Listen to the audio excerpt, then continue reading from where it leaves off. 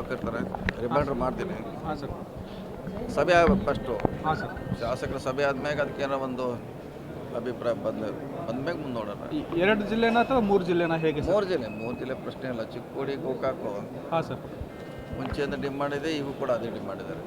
ಅಲ್ಲ ಸರ್, ಈಗಾಗಲೇ ಮಾಡಬೇಕು, ಬೈಲಂಗಲ್ ಕೂಡ ಮಾಡಬೇಕು ಅನ್ನೋದು ಒಂದು ಒತ್ತಾಯ ಅದು ಗೊತ್ತಿಲ್ಲ, ಆಮ್ಯಾಗ ಬಂದದ್ದು ಒತ್ತಾಯ ಇದೆ ಸರ್. ಅದನ್ನೇ ಆಮ್ಯಾಗೆ ಬಯಲಂಗಲ್ಲು ಅದು ಈಗ ಬಂದದ್ದು. ಇವು ಮುಂಚೆ 20 ವರ್ಷದಿಂದ ಇವು ಬೇಡಿಕೆಯಲ್ಲಿದೆ ಮತ್ತು ಎಲ್ಲ ವರದಿಯಲ್ಲಿ ಕೂಡ ರೆಕಮೆಂಡ್ ಆಗಿದೆ. ಈ 3 ಜಿಲ್ಲೆ ವಿಭಜನೆ ಆದರೆ ಸರ್, ಮರಾಠ ಕರ್ನಾಟಕದ ಜಗಳ ಐತಲ್ಲ ಮಹಾರಾಷ್ಟ್ರದಲ್ಲಿ, ಅದಕ್ಕೆ ಎಫೆಕ್ಟ್ ಆಗೋಲ್ಲ. ಹಾಂ ಸರ್, ಅದಕ್ಕೇನು ಎಫೆಕ್ಟ್ ಆಗೋಲ್ಲ. ಮಾಡ್ರೆ ಏನು ತೊಂದರೆ ಆಗೋಲ್ಲ, ಮಾಡ್ಬೋದು.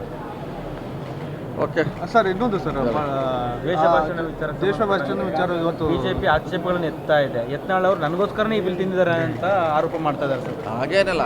ಅದು ಎಲ್ಲ ಧರ್ಮಕ್ಕೆ ಎಲ್ಲ ಜಾತಿಯಲ್ಲಿ ಯಾರು ಒಬ್ಬರು ಭಾಷಣ ಮಾಡ್ತಾರೆ ಅವ್ರಿಗೆ ಅನ್ವಯಿಸಿದ ಹೊರತಾಗಿ BJP ಅವ್ರಿಗೆ ನಮಗೆ ಅಂತ ಹೇಳಲಿಕ್ಕೆ ತಪ್ಪದು ಸರ್. ಸಂವಿಧಾನದ ವಿರುದ್ಧವಾಗಿ ಈ ಬಿಲ್ ತರ್ತಾ ಇದ್ದಾರೆ ಅನ್ನುವಂಥ ಆರೋಪವನ್ನು ಮಾಡ್ತಾರೆ. ಅಂದರೆ ವಾಕ್ ಸ್ವಾತಂತ್ರ್ಯವನ್ನು ಕಸ್ಕೊಳ್ತಾ ಇದ್ದಾರೆ ಆರೋಪ.